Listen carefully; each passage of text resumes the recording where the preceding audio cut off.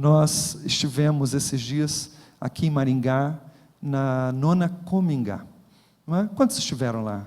Participaram de um dos dias. Olha que benção, os líderes de célula levaram lá. Eu fui lá ontem, encontrei um grupo bom nosso lá, inclusive um dos times nossos de música estava dirigindo o louvor. Foi um tempo abençoado, a gente gostou muito de estar lá. E pastor José Marcos foi um dos preletores. Ele falou no sábado à noite e na sexta-feira à noite. E aprove ao Senhor permitir que ele continuasse conosco. A gente já sabia disso desde segunda-feira, já estava decidido. Eu não sei se ele sabia, mas já estava resolvido isso, que ele não ia embora para casa mesmo, ia ficar por aqui. Então vem pregar aqui na Sião. E ele esteve hoje de manhã. Foi um tempo abençoado. E o Senhor nos deu uma apertada assim boa. Foi muito bom estar aqui na parte da manhã. E você que está aqui à noite vai ouvir também a palavra de Deus nesse momento. Quantos de vocês recebem o pastor José Marcos com muita alegria? Levante a mão assim. Mantenha a mão erguida. Isso.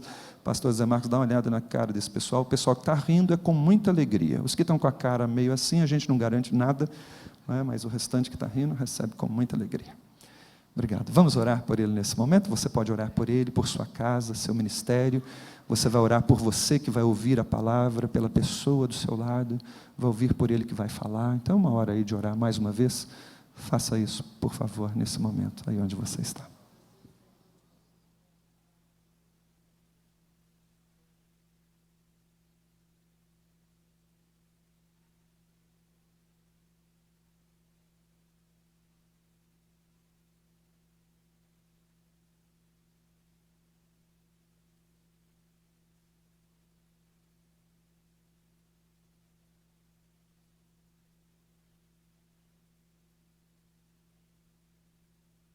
Abençoando a vida dele, e que aqui nesse lugar, Deus, nós possamos ser edificados pela sua presença e pela sua palavra, em nome de Jesus. Amém, Senhor. Amém.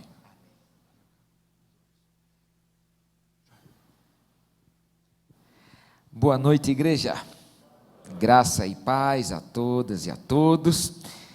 Quero externar minha alegria, estar aqui mais uma vez, conhecendo vocês, um pedaço muito especial do povo de Deus, especificamente aqui nessa cidade especial de Maringá. Eu sou do sertão do Rio Grande do Norte, não preciso nem dizer, com essa cabeça aqui dá para entender claramente que eu vim lá de longe. Quem é aqui do Nordeste? Eu já vi um povo aqui, olha aí, tem, a gente identifica um nordestino de longe. E moro em Recife há 22 anos. Lá em Recife, fui logo depois que me casei. Eu nasci numa cidade do interior do Rio Grande do Norte, chamada Caicó. Não sei se alguém aqui conhece essa cidade, né? Mas é uma cidade longe, mais longe do que a terra de Fiona, quando o Shrek foi atrás da terra de Fiona. E casei, fui morar em Recife, e lá em Recife, Deus me chamou, entreguei minha vida a Ele, e fui mergulhando na sua missão, no seu chamado. Tenho a alegria de ter constituído a minha família lá, mesmo que minha esposa seja da minha terra. Nós nascemos no mesmo hospital, nós estudamos nas mesmas escolas, fomos alunos das mesmas professoras, e depois começamos a namorar e, por coincidência, somos pais dos mesmos filhos. E agora, em novembro, vamos ser avós de uma menininha chamada Melinda. Então, lá em Recife, Deus transforma a minha vida. E em 2002, há 16 anos, eu vou pastorear a Igreja Batista em Coqueiral. Coqueiral é um bairro da cidade do Recife, que eu descobri hoje que essa igreja é mais velha do que Maringá, né? Rapaz, porque a igreja tem 93 anos. Maringá já tem tudo isso, não? Pois é, então a igreja está velhinha. E eu sou o 19º pastor dela, como falei, pastoreio há 16 anos. Houve um momento muito especial da história dessa igreja, que é o momento que Deus permite que eu chegue e me case com ela nesse momento. Então Deus foi muito gracioso comigo e com minha família, de ter jogado a gente nessa igreja, no momento em que essa igreja estava vivendo a pior crise existencial da sua história, em 1999, quando essa igreja estava prestes a completar 75 anos, ela é de 1925, os preparativos ali para o ano dos 75 anos de aniversário, até que um dia alguém no encontro perguntou para a liderança da igreja: se nossa igreja deixasse de existir abruptamente, a nossa comunidade sentiria a sua falta? E aí a resposta foi um não, um agudo não, um unânime não, e a igreja entrou em crise existencial. 1999 até o ano de 2002 foram anos de muita crise existencial. Coisa ruim é crise existencial. Você pode até ter uma crise de vesícula, dói um bocado, mas dói menos do que uma crise existencial. Algumas pessoas aqui disseram amém, é porque já deve ter tido crise de vesícula, né? É uma coisa que a gente não deseja para o nosso pior inimigo, mas a crise existencial é terrível, porque você olha para a sua existência e pensa: para que eu sirvo? Qual a razão de eu existir? Então isso lançou a igreja num momento muito especial da sua vida, e quando Deus me chama para ser o seu pastor, a liderança da igreja, e a igreja toda chega para mim e diz: pastor, nós não sabemos para onde iremos, mas nós sabemos perfeitamente que estrada nós não queremos mais traçar. Nós queremos traçar agora uma rota em que a nossa existência seja uma existência que faça a diferença na vida das pessoas da nossa comunidade. Então isso foi muito especial para mim. Eu tinha acabado de completar 27 anos, eu completei 27 anos num dia, fui consagrado pastor no dia seguinte, 3 dias depois fui convidado para pastorear Coqueiral, e 8 dias depois do meu aniversário, estava pastoreando essa igreja. Eu também estava em crise com a igreja, porque eu enxergava que a igreja, ela tinha deixado de se parecer com Jesus na sua jornada. Tanto é que meu terceiro sermão, pastores, nessa igreja foi: Jesus Cristo não entraria no hall de membros da nossa igreja. Foi um sermão muito ruim de se pregar, mas muito fácil do ponto de vista metodológico, porque foi simples. Eu peguei a figura de Jesus, o sujeito que andava com quem não se deve andar, comia com quem não se deve comer, falava com quem não se deve falar, tocava em quem não se deve tocar, se relacionava com as pessoas que não se deviam relacionarem-se. Logo, esse sujeito não prestava para ser batista, né? Não entraria no hall de membros de uma igreja batista.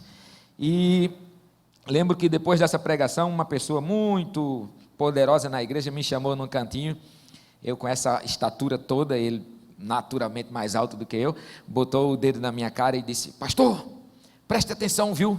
Nunca mais pregue um sermão desse nessa igreja.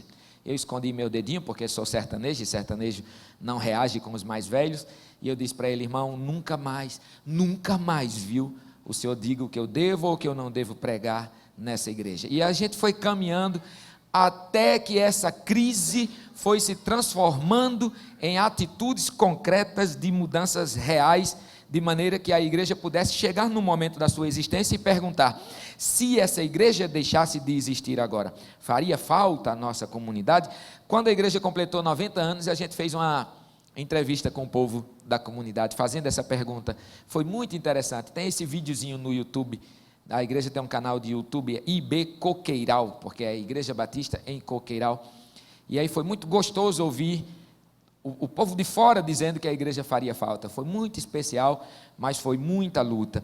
Uma das lutas principais era entender para que é que existe a igreja, qual é a sua tarefa primordial, qual é a sua missão, por que que Deus inventou essa invenção de constituir um rebanho.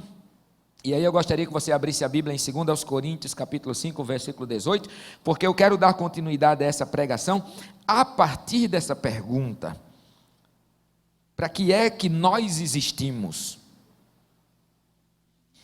Guarda essa pergunta no seu coração, por favor, deixe essa pergunta ecoar no seu coração.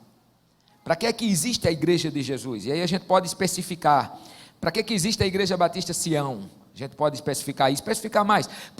Para que é que eu existo enquanto igreja de Jesus? E esse texto de 2 Coríntios, capítulo 5, versículos 18 a 19, é um texto bastante interessante. Hoje o pastor Josimar me disse que vocês trabalharão esse texto daqui a uns dias.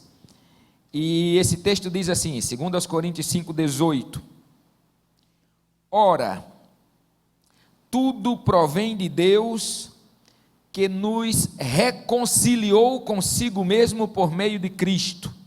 Você já foi reconciliado com Deus por Cristo? Amém? Amém. Deus seja louvado. E nos deu a tarefa, o serviço, o trabalho, o ministério da reconciliação. Ou seja, Deus estava em Cristo, reconciliando consigo o mundo, não imputando aos homens as suas transgressões, e nos confiou a palavra da reconciliação. Ok? Você entendeu esse texto? Esse texto é muito simples de se entender. Preste muita atenção, porque apesar de ser muito simples, ele é perigoso porque é simples. E nós tendemos a esquecer o que é simples. O óbvio é o mais danoso, porque nós esquecemos o que é óbvio.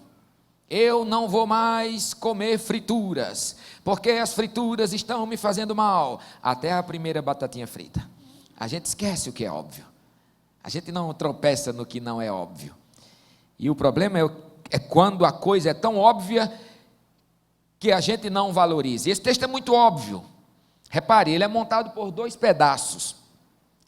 Deus estava em Cristo reconciliando o mundo e nos deu a tarefa de sermos continuadores da missão de reconciliação do mundo.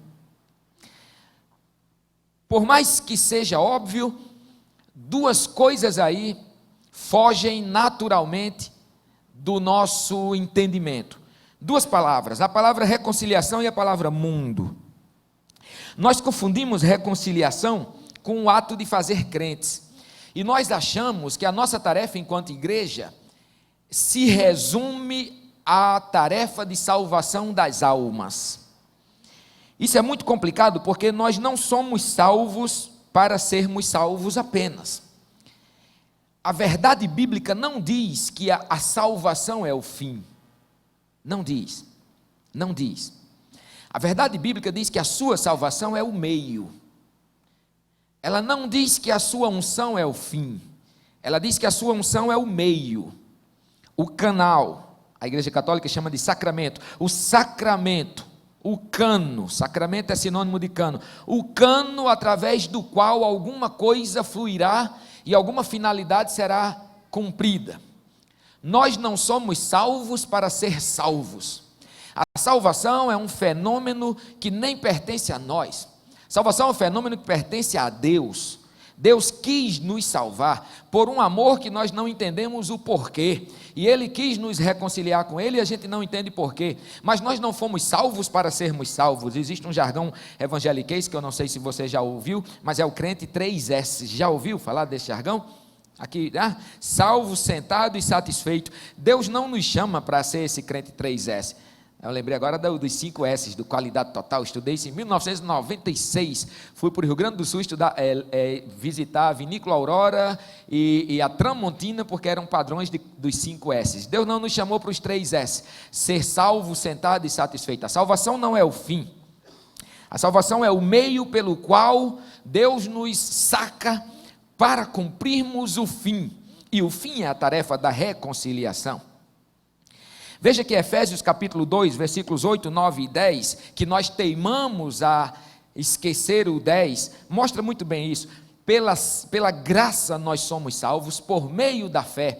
Isso não vem de nós, é dom de Deus. Não vem das obras para que ninguém se glorie. Mas, o versículo 10, nós somos criados, feituras de Deus, desde o começo de tudo, para as boas obras. Então nós somos salvos por uma tarefa, nós somos salvos por uma missão, nós somos salvos pela graça, por meio da fé e para as obras. Não somos salvos pelas obras, mas somos salvos pela graça, por meio da fé, para as obras. A nossa salvação tem uma finalidade, a nossa unção tem uma finalidade, e a finalidade é sermos continuadores da tarefa reconciliadora que Deus está operando desde o começo. Em Cristo é o ápice e nós somos os continuadores. Vocês estão entendendo? Eu estou conseguindo ser claro? Mas eu vou dar uma explicada a mais, porque é importante que cada um entenda perfeitamente isso. O pecado danifica a gente. E aí há um registro muito interessante do dano que o pecado traz em Gênesis 3. Naquela história da maçã, né? Que a gente criou a maçã, a gente não sabia o que é, mas maçã não é, né, gente? Porque disse que era agradável, a maçã não tem muito gosto, devia ser caju. Né? Quem já chupou um caju aqui? Caju, ou você ama ou odeia, né? Devia ser caju, mas maçã não. Bom, minha esposa disse que era jaca, mas jaca é feia, então não pode ser jaca. Deixa para lá. O fato é que o pecado danifica toda a criação de Deus. Quando Deus termina a criação, Ele olha para toda a criação e Ele diz o quê? E viu Deus que era muito bom. Bom, Ele vai dizendo quando Ele vai fazendo as etapas, mas quando Ele termina tudo, diz, e viu Deus que era muito bom. Mas o pecado danifica essa criação que era muito boa, danifica todas as esferas da vida. Primeira coisa que Adão faz quando Deus o interpela é dizer, a culpa foi da mulher que o Senhor me deu, ou seja, Adão está botando a culpa em duas pessoas, está botando a culpa na mulher e está botando a culpa indireta em Deus. A culpa é da mulher que o Senhor me deu. Isso já danifica as nossas relações, nossos afetos, nossa autoestima. E aí vai danifica a terra vai produzir abrolhos. Por isso que Paulo vai dizer em Romanos 8, na altura do 22, que a terra está gemendo como uma mulher que está com dores de parto, esperando que a gente opere a reconciliação. Interessante isso.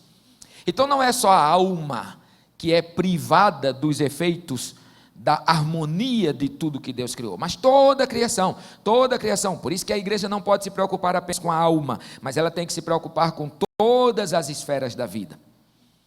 Então, essa ideia da reconciliação é muito esquecida de nós. Nós nos tornamos peritos em salvar almas, ganhar almas para Cristo, e nós criamos um arranjo para depositar essas almas. Quando eu ganhei a minha primeira Bíblia evangélica, tinha lá 10 conselhos para um novo convertido, eu não lembro os 9, mas o primeiro era, afaste-se de todos os seus amigos não crentes.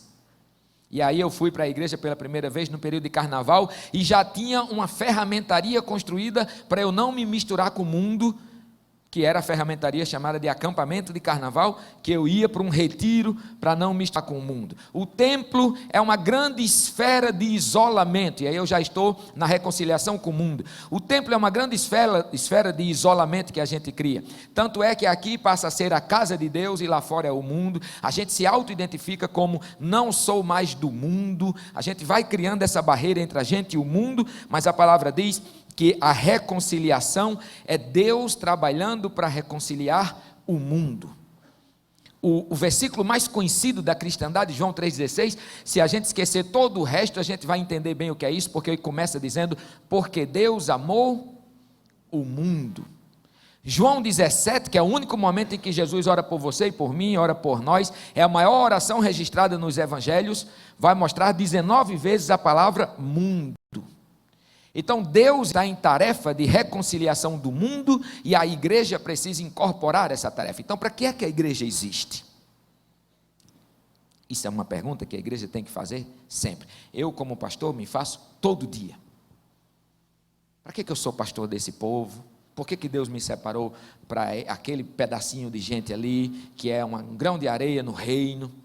Qual é a razão de existir da igreja? E essa é a grande questão primeira que eu quero trazer em nome de Jesus para essa noite, para nós pensarmos qual é a nossa razão de existir.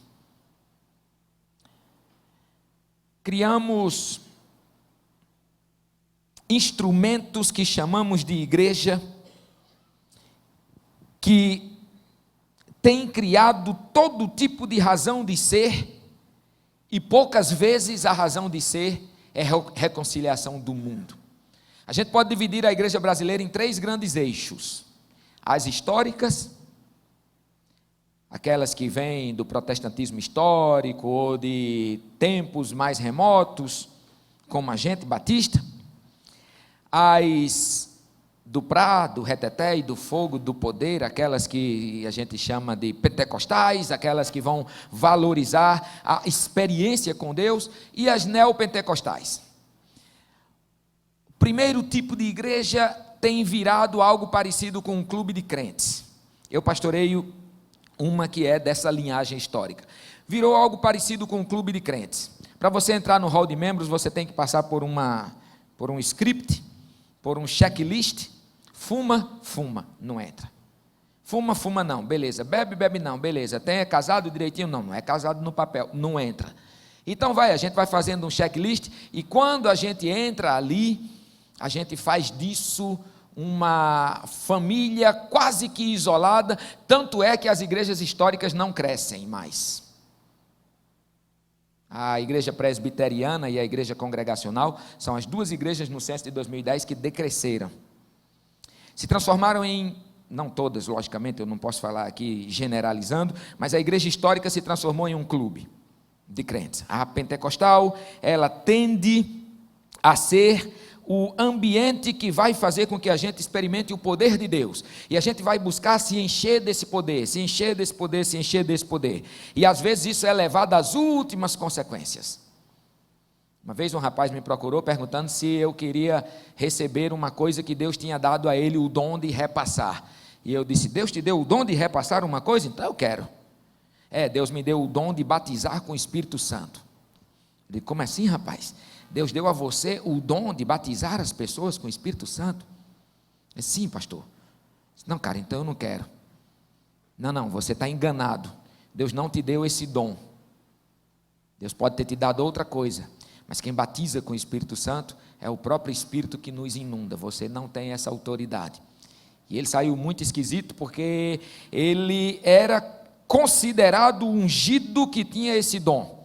Outro veio dizer para mim que tinha o dom de descobrir na igreja quem estava traindo o marido ou quem estava traindo a esposa, e esse sujeito verbalizava: o Senhor está me dizendo que há gente aqui, que aí apontava o dedo, que está traindo a esposa, que está traindo o marido, e esse sujeito era considerado o cabra que fazia discórdia nos casamentos. Esse poder que a gente vai se enchendo, e a igreja vai se transformando num tanque de combustível para nos encher de poder, para a gente flutuar, ir para o céu, fazer batalha espiritual, e os demônios se ir andando na terra. Uma outra categoria de igreja é a igreja que cria uma comunidade que vai para prosperar, para receber.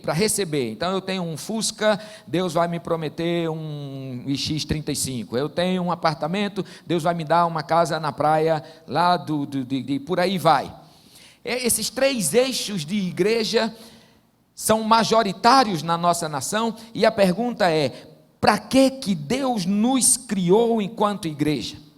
Deus não nos chama para fazer com que a igreja fosse um posto de combustível, para nos encher e nos encher para nada. Como eu falei, essa salvação tem uma finalidade, e essa unção tem uma finalidade. Se Deus atua na sua vida, se Deus me abençoa, se Deus te abençoa, tem um para quê com isso. Jesus, quando se auto-identifica, ele diz: o Espírito do Senhor está sobre mim e me ungiu para provocar libertação aos cativos, me ungiu para levar comida aos famintos, me ungiu para curar os doentes, me ungiu para restaurar a vista aos cegos, me ungiu para evangelizar, dar a boa notícia do reino de Deus aos pobres. É para isso. Então Deus não nos salva para nada. Deus tem uma tarefa com a sua igreja, e essa tarefa é ser continuadora da obra de Jesus. E eu quero levantar uma segunda questão: como a igreja é continuadora da obra de Jesus? Como a gente faz isso? Como?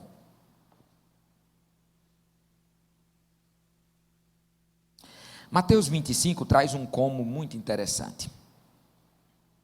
Jesus disse que um dia ele chamará para o julgamento e colocará uns para a direita e outros para a esquerda, e a uns dirá: vinde benditos do meu Pai, Mateus 25, na altura do versículo 30 em diante. Recebam a alegria do reino que está preparada para vocês. Porque eu estava com fome e me deste de comer, estava com sede e me deste de beber, estava nu e me vestiste, era haitiano e cuidaram de mim, era forasteiro e me hospedaram, eu estava preso e enfermo e foram me visitar. E a grande pergunta é: quando foi que nós fizemos isso com o Senhor? E ele vai dizer: quando vocês fizeram aos mais necessitados dos meus pequeninos. Uma vez um homem chega para Jesus em Lucas capítulo 10, versículo 25 e pergunta: Senhor, o que é que eu tenho que fazer para herdar a vida eterna, que é correlato de reino de Deus? E ele diz: você sabe. E o sujeito responde e prova que sabe. Amarás o Senhor teu Deus na inteireza da sua vida. Amarás o Senhor teu Deus de todo o teu coração, central das nossas emoções, de toda a tua alma, central da nossa transcendência, de todo o teu entendimento, central do nosso raciocínio, de todas as tuas forças, de todo o teu corpo, central da nossa atitude. Ou seja, Deus exerce senhorio na totalidade da minha vida, mas isso tem um para quê? E ame ao outro como a si mesmo. E Jesus pergunta, e o sujeito pergunta a Jesus: e como eu vou amar ao outro como a mim mesmo? E Jesus propõe a parábola que a gente conhece como parábola do bom samaritano, e ele vai dizer: é impossível servir a Deus fora do serviço ao outro. Isso é um negócio esquisito que a gente não entende. Esquisito. A gente acha que servir a Deus é possível dentro do arranjo religioso, só o é se esse arranjo servir para a edificação dos outros. Por exemplo, essa moçada linda estava cantando canções aqui maravilhosas, porque Ele vive e edificou a vida de todos nós aqui. Isso sim, você está servindo a Deus, mas só é serviço a Deus porque edificou as nossas vidas. Você está entendendo? Porque é impossível você servir a Deus, é impossível servir a Deus. Não há a mínima condição de servirmos a Deus, nem teológica, nem logicamente, dá para provar que é possível servir a Deus. Deus é supremo, Deus é perfeito, Deus é como esse copo d'água aqui, que está cheio, e não dá para colocar mais nenhuma gota, porque não precisa. Deus é total, não há nada que o homem possa fazer para Deus. Eu lembro que daqui a pouco eu volto a isso, tenha calma. Eu lembro que em 2005, eu era muito orgulhoso da igreja que eu pastoreava, porque ela tinha muita atividade. 31 ministérios, eu contei essa história na Comingá. 31 ministérios. E todas as quintas-feiras esses ministérios se reuniam, e eu ia para lá me orgulhar enquanto pastor dessa igreja, porque tinha centenas de pessoas ensaiando. E quando eu disse: está vendo, Senhor, sua igreja te servindo, Deus olhou para mim. Eu estava numa oração na parte mais alta do nosso lugar de culto, 9 metros de altura, e eu via de lá de cima o pessoal ensaiando dança, o pessoal ensaiando louvor. Lá já tinha passado nas salas, a igreja tem muitas salas, então tinha vários ministérios reunidos nas salas, e estava lá: está vendo, Senhor, sua igreja te servindo, obrigado, Senhor, porque eu sou pastor de uma igreja que te serve. E Deus disse: me servindo? Sim, Senhor, sua igreja está te servindo. E Deus disse: me servindo? Sim, Senhor, sua igreja está te servindo. Lá na sala da tesouraria, os irmãos do conselho financeiro estão contando os dízimos de domingo para cuidar das coisas aqui da sua casa. Aqui tem as meninas ensaiando a dança para dançar no culto de domingo, tem o povo ensaiando o louvor para cantar no culto de domingo, as mulheres da recepção estão escolhendo a farda para recepcionar no culto de domingo, a da cantina está lá na cozinha discutindo o cardápio do culto do domingo, não sei do culto do domingo, do culto do domingo, do culto de domingo. E Deus disse: me servindo? Vocês criaram uma estrutura self-service e vocês acham que estão me servindo? Foi quando eu percebi que a agenda da igreja não estava alinhada com a agenda de Deus. E quando eu percebi que é impossível cumprir esse ministério de reconciliação se a igreja não entra na lama da vida real da gente.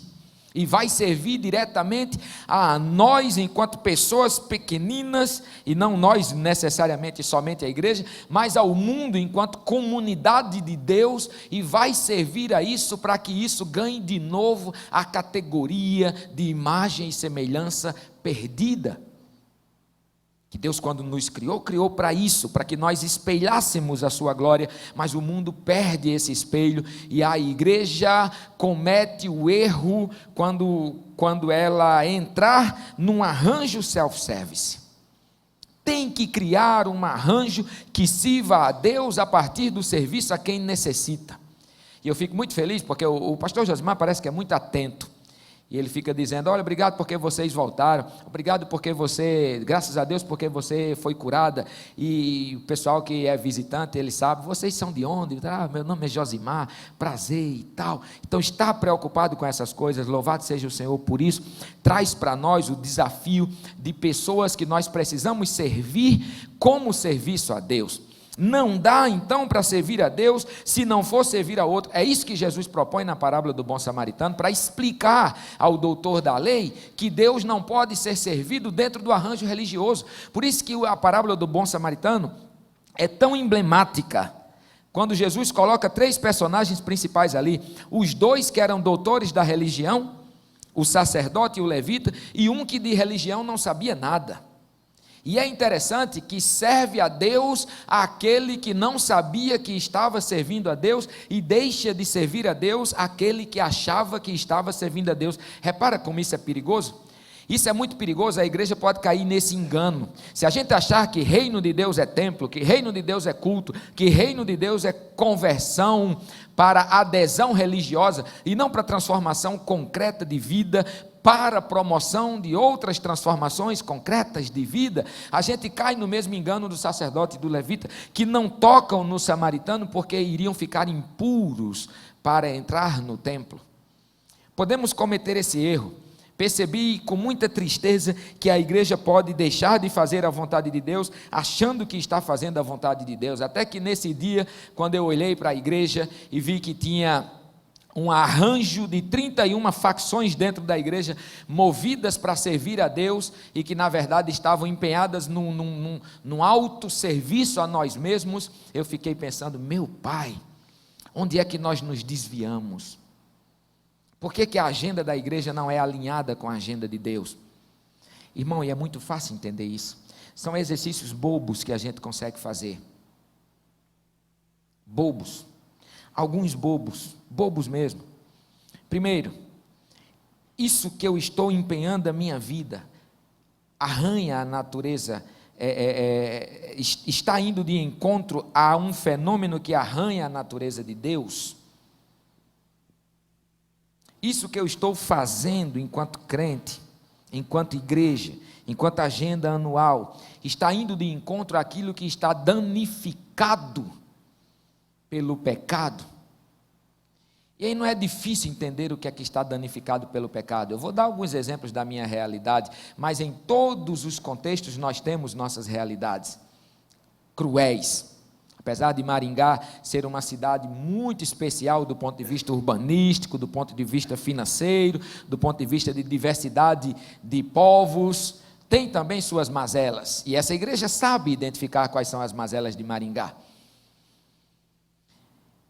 E em 2005, um sujeito vizinho à igreja percebeu que sua filha estava completando 15 aninhos de idade e chegou para um cara rico, um agiota, e disse: quanto você quer pela virgindade da minha filha? Ela vai completar 15 anos esse mês e é virgem, e eu quero vender a você a virgindade da minha filha. E vendeu por R$1.000 em 2005. E aquela menina é prostituída até hoje, porque teve o desprazer de ver o seu pai vendendo a sua virgindade. Isso afeta a índole de Deus ou não?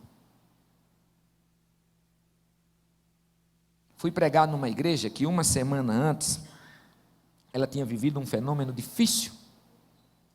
Bandidos correrem em busca de um garoto e deram um tiro e o garoto caiu na porta do templo. Em Natal isso. E aí os bandidos terminaram o extermínio daquele menino na porta da igreja, na porta do templo. Algumas pessoas reagiram para ir lá e o pastor disse: ninguém sai, ninguém sai. Deus está no seu santo templo, cale-se diante dele toda a terra, o que acontece no mundo não é problema nosso, fiquemos aqui e continuemos a adorar a Deus.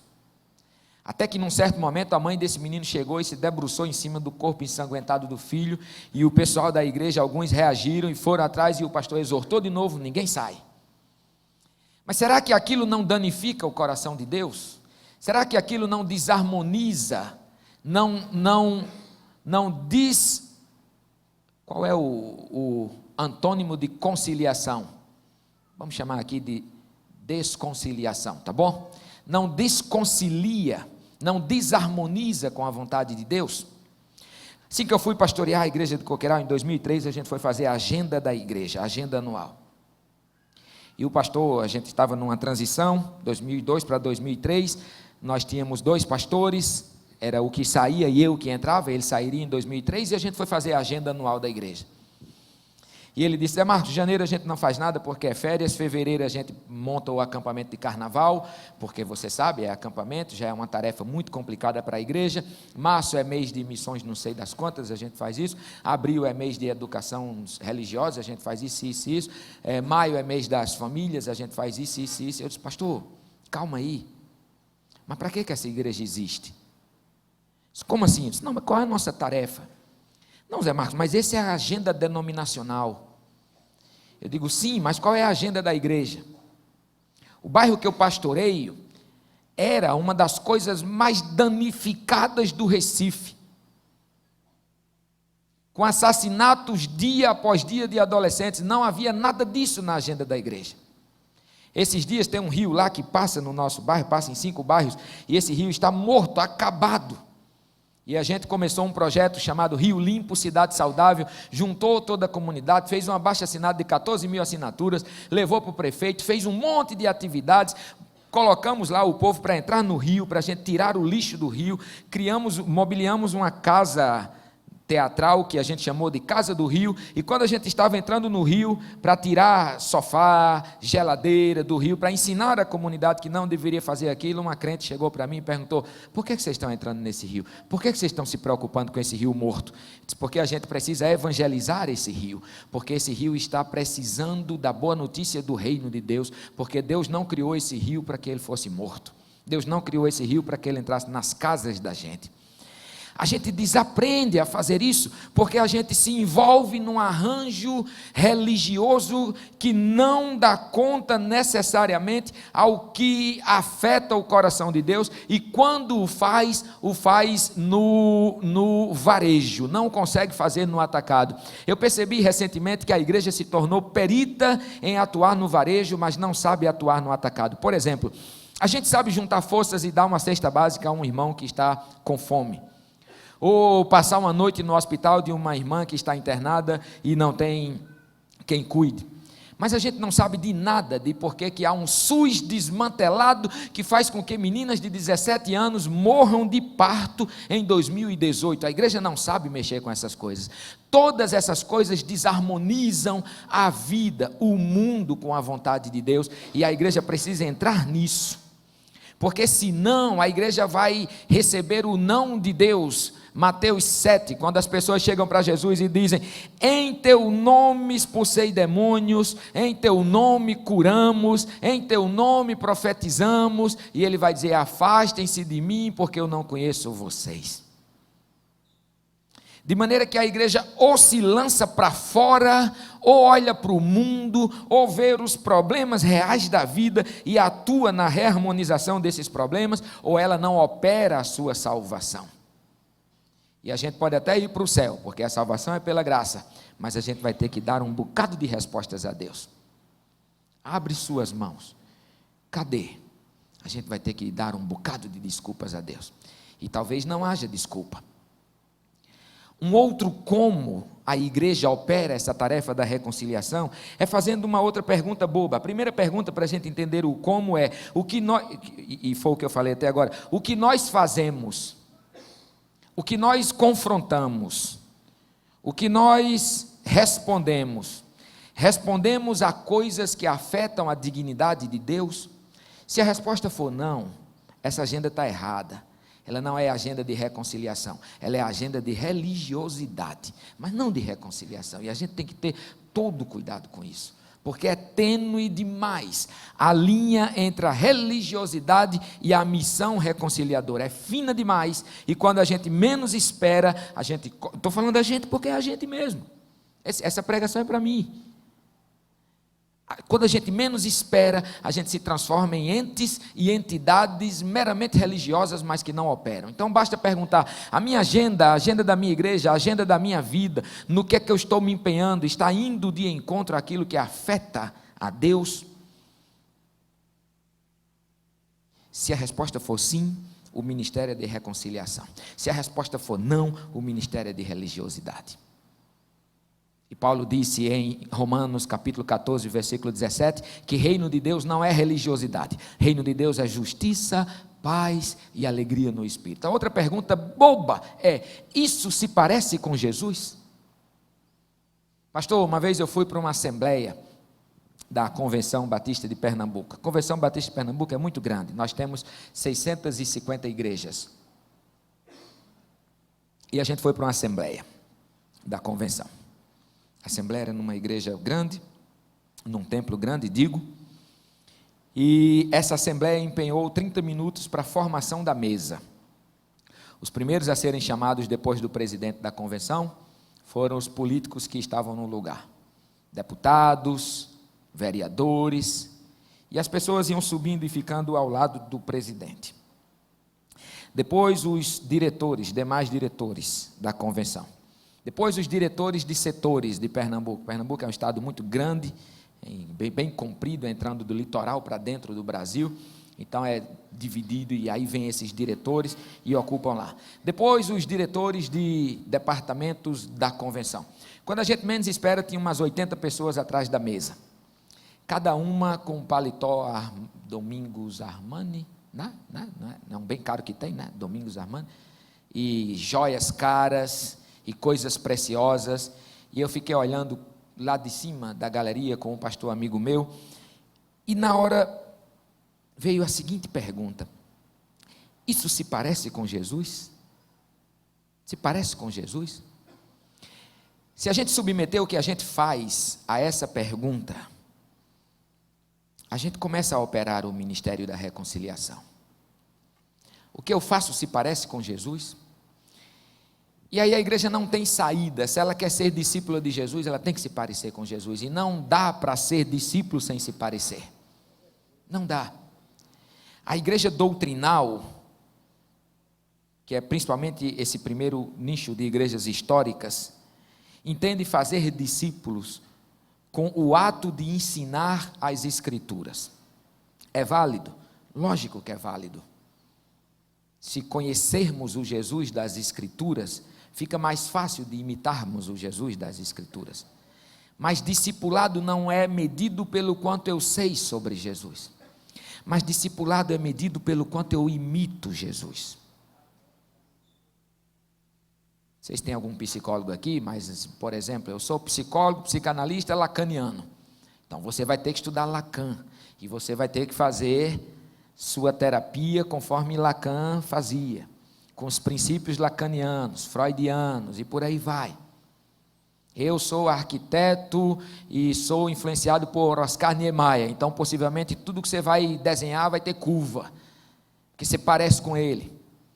Eu estava pensando numa seguinte dinâmica, um dia orando de madrugada, para entender como levar a Igreja Batista em Coqueiral, que é a igreja que eu pastoreio, a ser mais discípula de Cristo. Eu entendia que o discipulado estava fragilizado na nossa igreja, e me acordei de madrugada para rascunhar e disse, Senhor, eu vou orar e planejar, e o Senhor vai me ensinar como é que a gente fortalece o discipulado.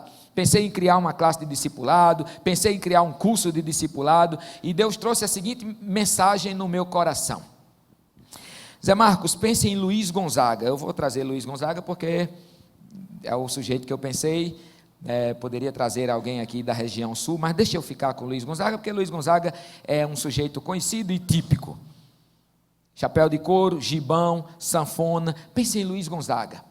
E aí vamos eleger 2 discípulos de Luiz Gonzaga. Um que gosta tanto dele, que vai fazer pesquisas sobre sua vida, e que na sua graduação estuda Luiz Gonzaga, na mestrado estuda Luiz Gonzaga, faz um doutorado, vai para o exterior, vai para Harvard, faz um doutorado sobre Luiz Gonzaga, sabe de tudo sobre Luiz Gonzaga, de tudo.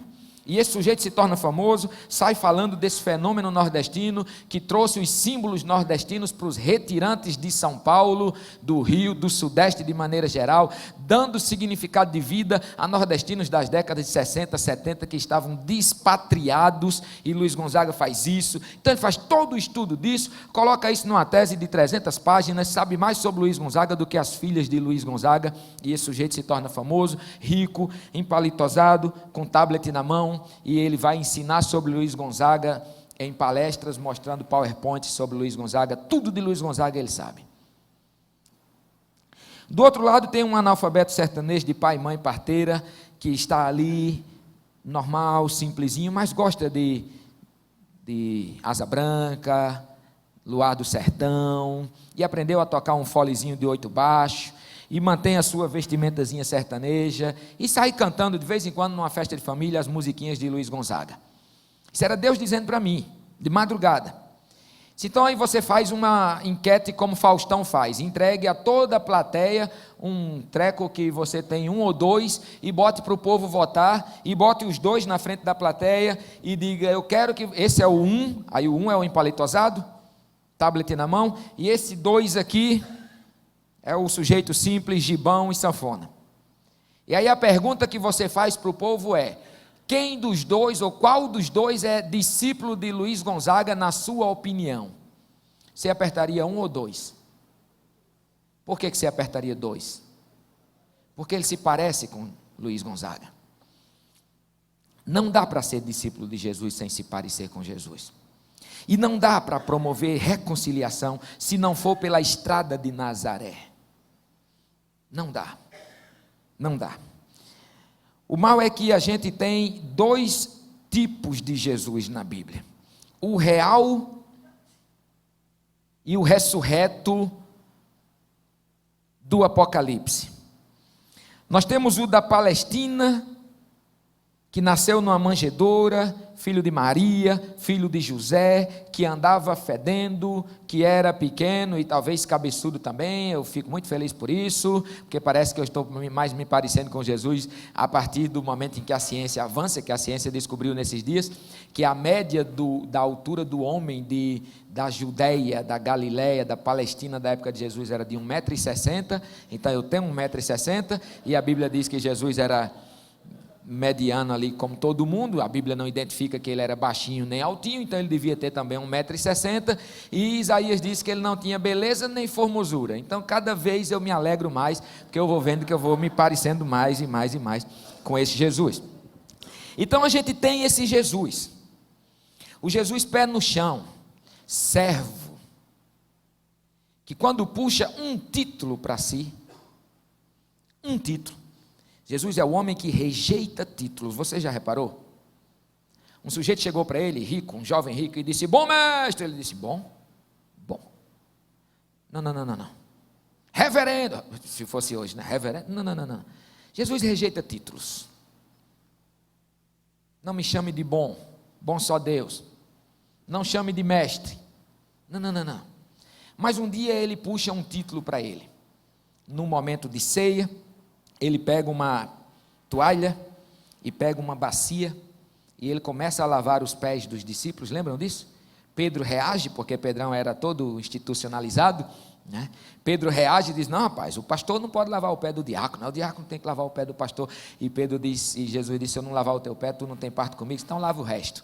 Pedro tinha essa característica extremada, e Jesus puxa um título para ele, é o título de servo.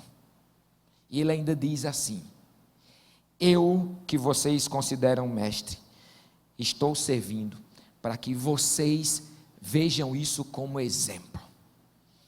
Quando Jesus chama todos, que os filhos, acho que é de Zebedeu, querem a cadeira da direita e a cadeira da esquerda, e entram num conchavo com a mãe para que a mãe faça o juízo de Jesus, Jesus diz: o mundo opera com essa hierarquia, mas entre vocês não será assim. Entre vocês o maior será o menor, e o que tem poder deve ser como quem serve. Se tem um título que a gente pode dar ao Nazareno, é o título de servo. E eu gosto do título que eu chamo de servo sofredor, companheiro de caminhada. O servo sofredor, companheiro de caminhada, que tocava nos intocáveis, que dava atenção aos excluídos, que organizava as ralés, que conversava com uma samaritana que nem as mulheres de sua própria terra queriam negócio com ela, e ele conversava, ensinava teologia para essa mulher, quando os mestres diziam que era melhor rasgar a lei a ensiná-la do que ensiná-la a uma mulher. Protagonizava a mulher, como diz em Lucas 8, que Jesus era seguido não só pelos 12, mas por tantas mulheres, numa sociedade que, muito pior do que a nossa, transformava a mulher num objeto qualquer, e Jesus aparece a uma mulher, dá voz à mulher, dá vez à mulher, dá vez ao leproso, dá vez ao que não tem vez. Quando ele começa a pronunciar talvez um dos seus principais ensinamentos, ele vai dizer: bem-aventurados são vocês que são chamados de desgraçados, os pobres, os mansos, os humildes. E ele vai fazendo isso, junto a uma multidão de 10.000 que não tinha comida, e ele chama os discípulos e diz: dá-lhe voz de comer, e eles: não podemos dar de comer. Eles: pode, essa multidão pode, e organiza a multidão, e já aparece um garoto que tinha mais comida do que precisava, e ele bota em grupos de 50, organiza a multidão, e vê que o povo ralé, que é massa de manobra, uma vez organizado, pode ser um povo forte, que ainda tenha como se suprir e sobrar. Interessante isso. É esse Jesus, o Nazareno, pé no chão, empoeirado, que não tinha nem onde inclinar a cabeça, nem tinha amor ao dinheiro. O jovem rico chega e diz: e agora, mestre? Ele diz: agora só resta uma coisa para você: venda tudo que tem e me siga do zero. Ele não estava interessado nessas coisas, é pé no chão, é homem que cuida de quem não se cuida, de que o Império Romano, para permanecer imperioso, tinha que deixar na esteira, nos cantos das ruas. Esse Nazareno vai cuidando. A gente desaprendeu sobre esse Nazareno, a igreja desaprendeu. A igreja conhece um Jesus que da sua boca sai uma espada, que dos seus pés saem luz ou luzes, que suas vestes são alvas como as neves. Uma vez eu sobrevoei uma montanha de neve, e eu não imaginava que existisse uma coisa tão branca na minha vida. Então a gente conhece esse Jesus sentado em cadeira de pedra preciosa, em ruas chiques. Por isso que quando nós queremos nos parecer com Jesus, nós buscamos nos parecer com esse. Tanto é que a gente, para ser considerado ungido e abençoado, a gente tem que ter. A gente associa a bênção ao ter e não ao dar. E Jesus está nos ensinando: não, é melhor dar do que receber. E a gente vai dizendo que um pastor é ungidão quando ele tem o carrão, quando ele tem o linguajar que ninguém entende, quando ele fala e a comunidade não entende porque ele é o mais sabido de todo mundo, quando ele se senta numa cadeira espetaculosa. Uma vez chegou um sujeito em Coqueiral, grandão, quase 2 metros, disse: eu quero falar com o pastor. Aí foram me chamar, essa cena foi muito interessante, foram me chamar, e esse cara disse: boa noite, vai chamar o pastor que eu quero falar com o pastor. Tá certo, sou eu, boa noite, pode falar. Disse: não, vai chamar o pastor. Disse: meu irmão, eu sou o pastor José Marcos, pastor dessa igreja há tantos anos. Sem brincadeira comigo, ou você vai chamar o pastor, ou eu bagunço tudo aqui, é assim mesmo.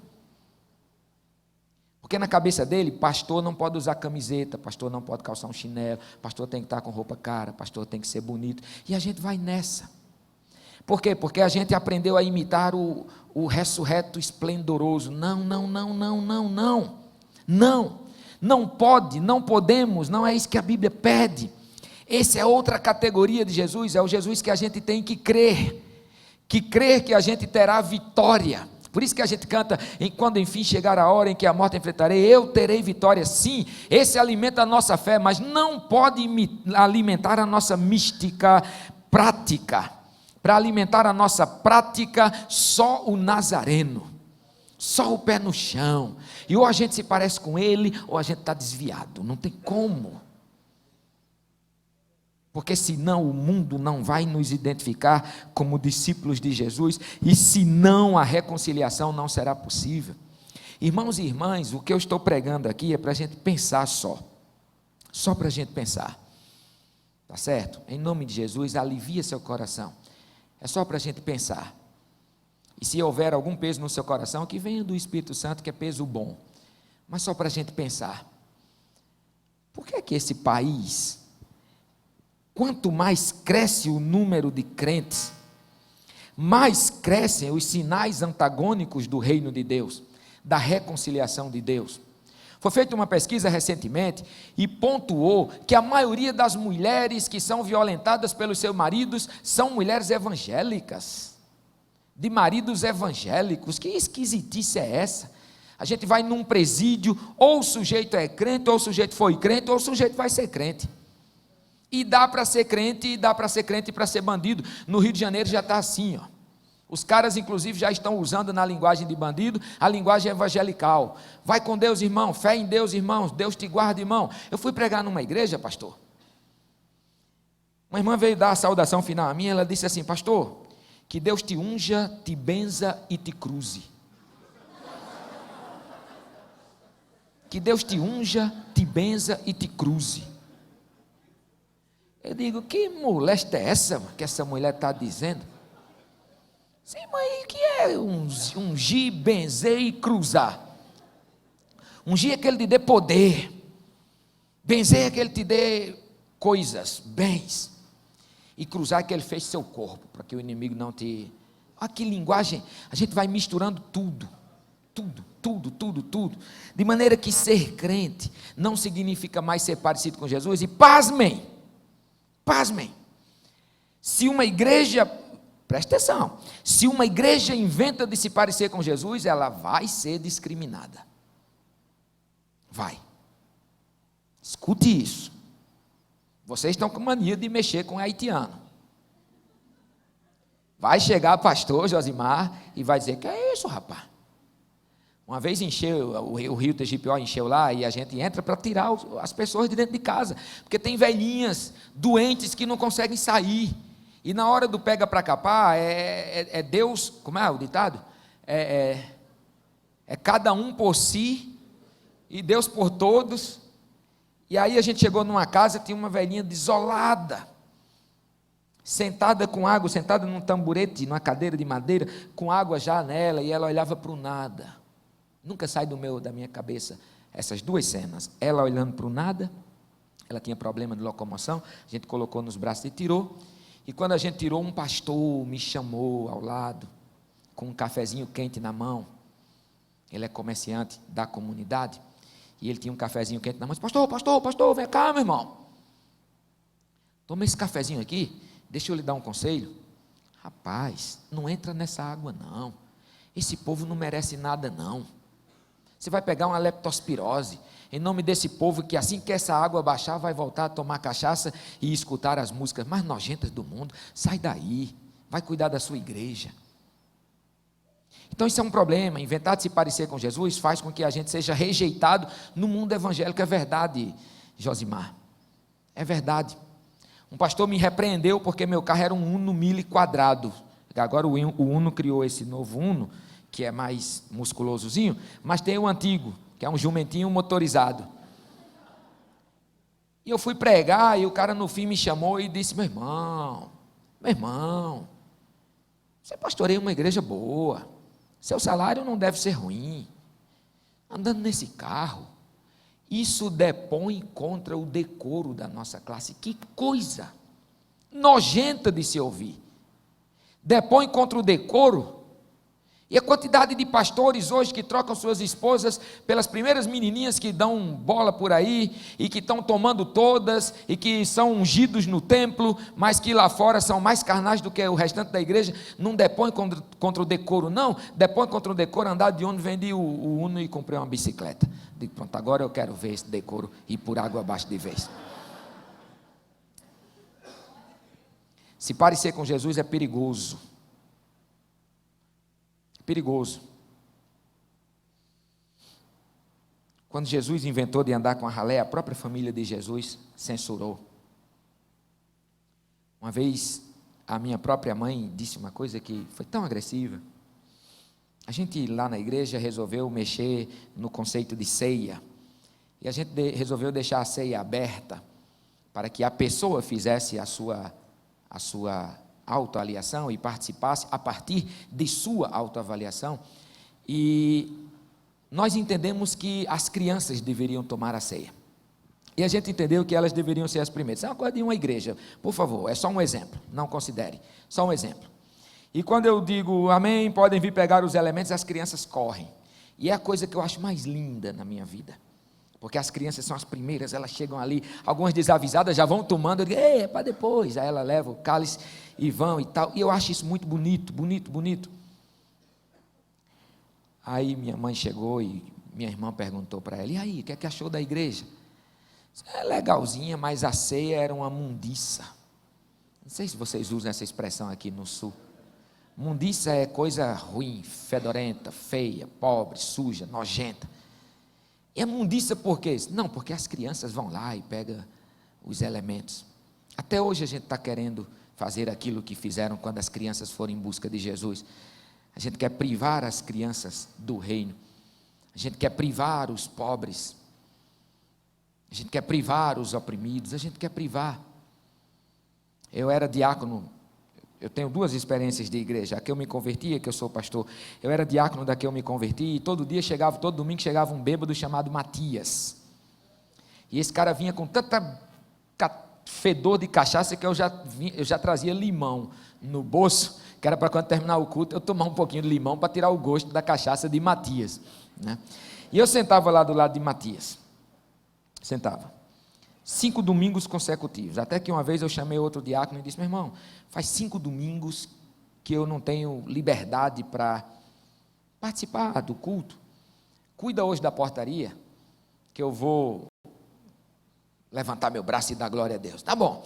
Quando eu sento lá na frente, 5 minutos depois chega uma menina chorando, irmão Zé Marcos, vem aqui. Quando eu chego na porta da igreja, está Matias caído na rua, e as mulheres segurando o irmão fulano de tal, que eu não vou dizer o nome porque está sendo filmado, as mulheres segurando o irmão, e a história era que Matias veio para o culto, e ele olhou e disse, o que é que você quer aqui?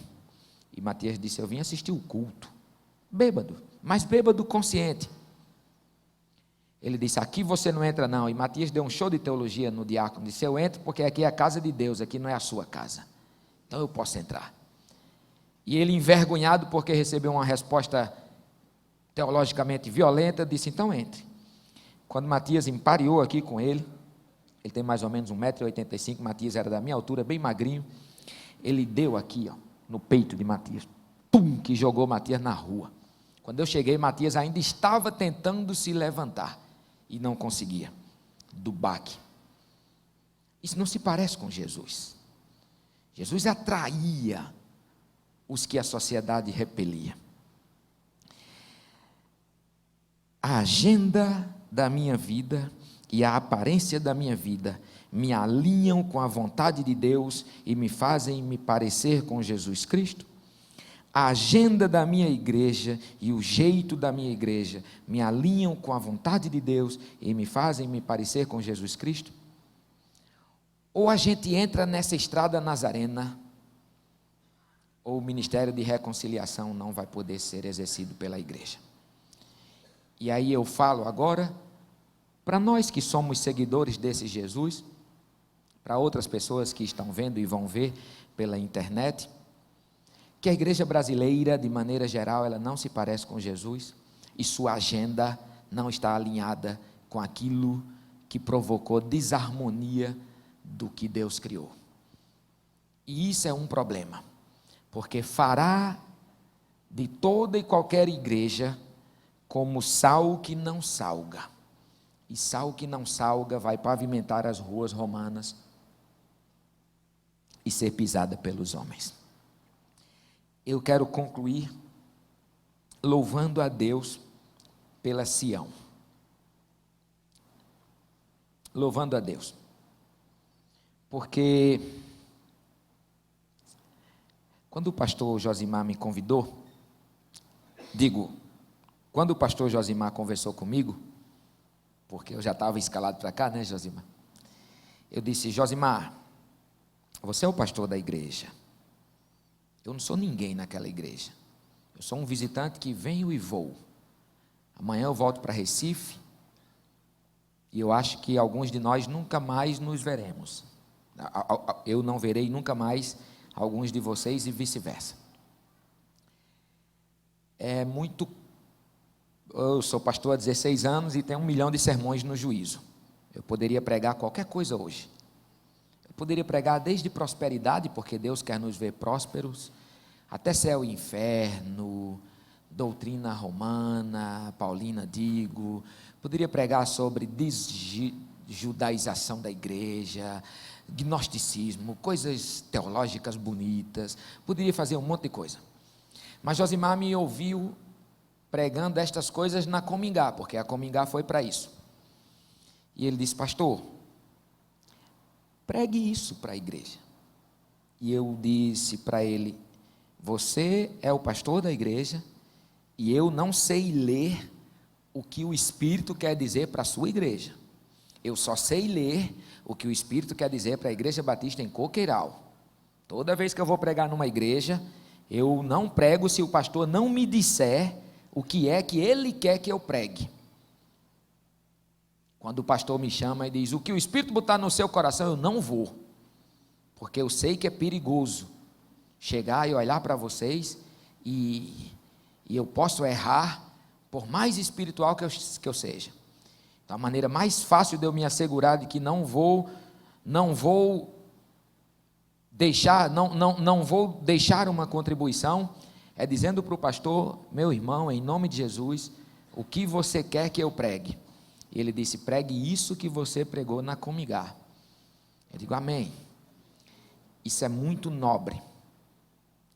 Quero louvar a Deus, porque Josimar me disse: Zé Marcos, a Sião é uma igreja que eu amo. E ele fala isso o tempo todo.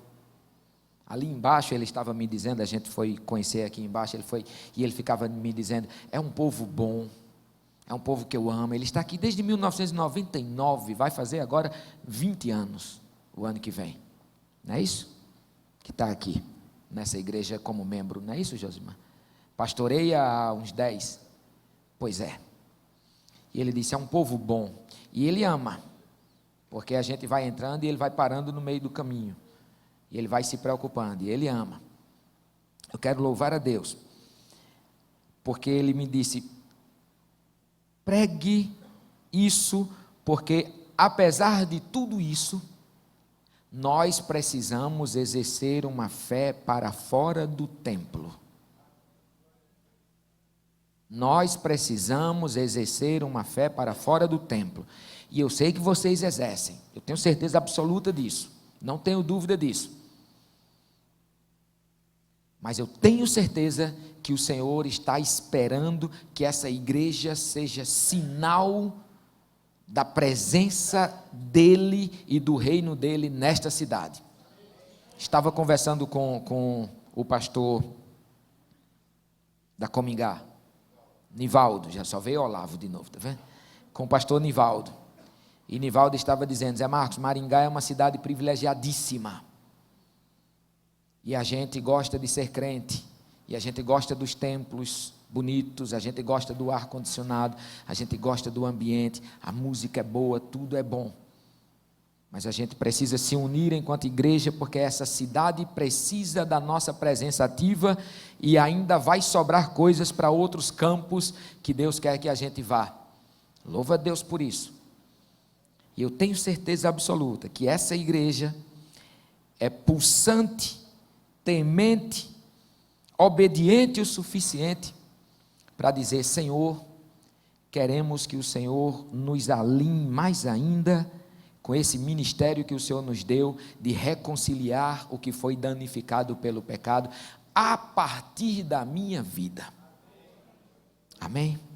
Deus abençoe vocês, e a partir de agora a gente vai ter contato via mundo eletrônico, e eu tenho certeza absoluta que nós podemos viver muitas alegrias juntos daqui para frente.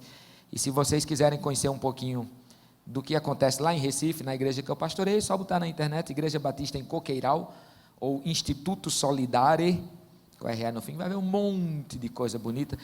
Já tem o irmão de Josimar, vai passar 10 dias lá com a família, com a gente. Quem sabe a gente não faz intercâmbios para a gente crescer juntos. Deus abençoe, obrigado por todo o carinho que vocês estão cuidando de mim. A Bíblia diz que há uma categoria de 3 tipos de pessoas que a gente deve cuidar com muito zelo. São os órfãos, as viúvas e os estrangeiros. Por isso o haitiano é complicado diante de Deus. A Bíblia diz em Êxodo 22, a partir do 21, que se a gente não cuidar de órfãos, viúvas e estrangeiros, a gente vai se ver com Deus. E hoje eu sou um estrangeiro, eu não sei sair de onde eu estou para andar 100 metros para a direita, nem 100 metros para a esquerda. E vocês cuidaram de mim, e vocês estão cuidando dos haitianos, e vocês estão cuidando. Que Deus continue abençoando vocês, para que vocês continuem servindo a Deus a partir do serviço ao outro. Amém? Obrigado, pastor. Nós vamos orar. Eu vou pedir que você baixe sua cabeça, feche seus olhos e fique sentado, por favor, não se levante, e nós vamos fazer uma oração sem palavra verbalizada, oralizada, mas com palavra mentalizada só, uma oração silenciosa.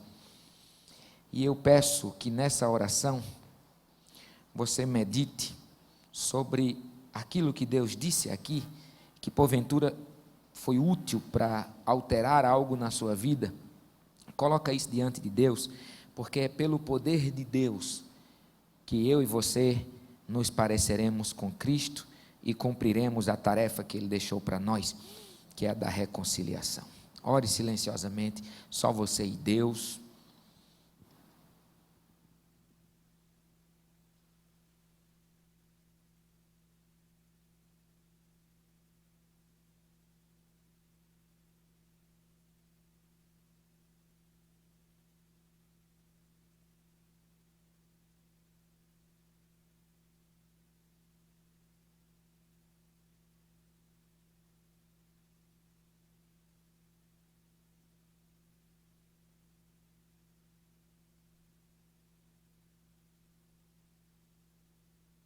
Pai querido, queremos te agradecer por um privilégio que nós não merecemos, que é o privilégio de sermos continuadores da sua obra em Cristo. Obrigado porque o Senhor encarnou e faz de Jesus o Nazareno, servo sofredor, companheiro de caminhada, o nosso grande paradigma. Obrigado porque Ele é o nosso grande modelo. Nos ensina a cada dia e nos faz a cada dia mais parecidos com Jesus, para que de nós exale o cheiro do seu Espírito e para que através de nossas mãos possamos ser agentes de reconciliação de tudo que precisa da presença do seu Espírito. Casais danificados, pessoas amantes do dinheiro, jovens perdidos na vida sem uma razão de existir, buscando tantas vezes em drogas a completude para suas vidas, política danosa produzindo a base para que uma economia danosa produza miseráveis, haitianos que saem de suas terras em busca de sobrevivência, e tantos outros povos que esse país tem recebido. Que nós sejamos os seus pés, suas mãos, sua boca, seu alento, seu coração, seu ombro, para reconciliarmos tudo aquilo que o pecado danificou, seja em qual esfera for das nossas vidas, mas que isso comece com a autorreconciliação. Que a nossa conversão nos leve a reconciliar tudo em nossa existência, para que possamos cuidar de reconciliar tudo que está ao nosso redor. Obrigado por essa noite. Permaneça ativo em nossos corações, permaneça trabalhando em nossas vidas, permaneça nos ensinando a sua palavra e nos ajuda a permanecer em Cristo. Amém e amém.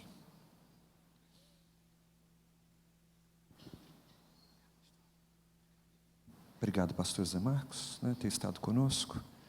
Assentado mesmo como você está. Eu só queria deixar claro com o pastor Zé Marcos que nós não lideramos o trabalho com os haitianos em Maringá. Na verdade, a gente ajuda. Não é? Quem lidera o trabalho são outras igrejas, outros irmãos. Quando eles provocam a gente participa junto com eles. A honra não é nossa, é de outros. A gente só precisa deixar isso claro. A gente pode fazer mais, e vamos fazer mais. A gente pode. Vamos cuidar deles também. Que a graça do nosso Senhor, o Salvador, Jesus Cristo, que o amor de Deus, nosso Pai, que as consolações e as perturbações do Espírito Santo continuem sendo renovados sobre você, sobre aqueles a quem você ama, em nome do Pai, do Filho e do Espírito Santo. Amém. Amém. Deus abençoe. Aproveita que você vai se levantar aí, dá uma meia dúzia de abraço bom nas pessoas perto de você, se despeça delas aí. Que a sua semana seja uma semana de culto agradável ao Senhor, onde o Senhor seja honrado aí por suas ações. Deus abençoe, em nome de Jesus.